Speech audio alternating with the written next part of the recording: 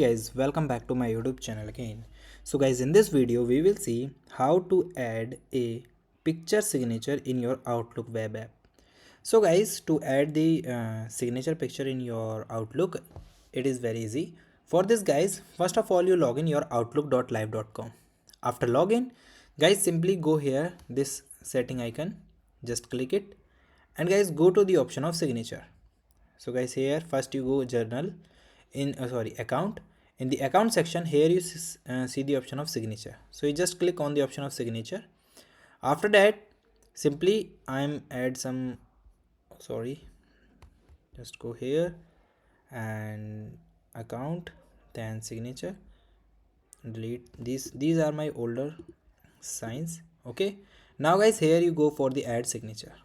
After adding signature, first you add your signature name. So I'm enter my signature name first.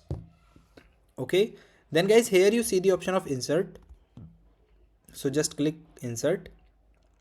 After that, click in this body section, then guys click on the picture. After clicking on the picture, then guys go and choose your sign. Okay, so just go here, here you click your sign and just save it.